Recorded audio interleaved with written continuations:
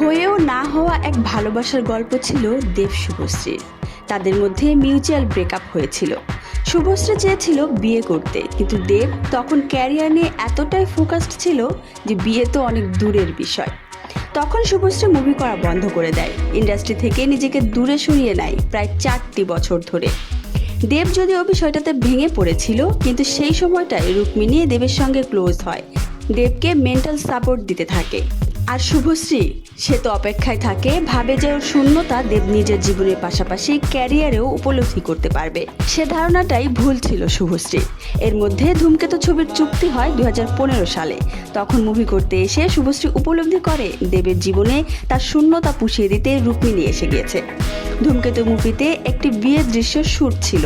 সেই শ্যুটটা শেষ করে মেকআপ রুমে ফেরার পথে পুরো 50 মিনিটের রাস্তা সেদিন কান্না করতে করতে গাড়িতে কাটিয়েছিল শুভশ্রী। পরিচালক নিজেও শুভর কান্না থামাতে অনেক চেষ্টা করেছিল, কিন্তু পারেনি। শুভ শুধু কেঁদেই চলেছিল, কারণ তার প্রিয় মানুষটার বউ হওয়ার স্বপ্ন সিনেমাতে পূরণ হলেও বাস্তবে আর কখনো হবে না।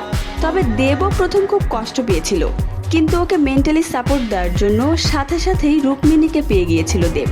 তাই ওর লাইফে এসবের তেমন কোনো প্রভাব পড়েনি। কিন্তু শুভ 4 বছর আর কোনো মুভিই করতে পারেনি। অবশেষে এই জুটিকে আগামী 14ই আগস্ট বিভিন্ন প্রেক্ষাগৃহে দেখা যাবে একসাথে স্ক্রিন শেয়ার করতে ধূমকেতু সিনেমায়। তো সিনেমাটি অবশ্যই মিস করবে না। ভিডিওটি ভালো লাগলে একটি লাইক করো, কমেন্ট করো, শেয়ার করো।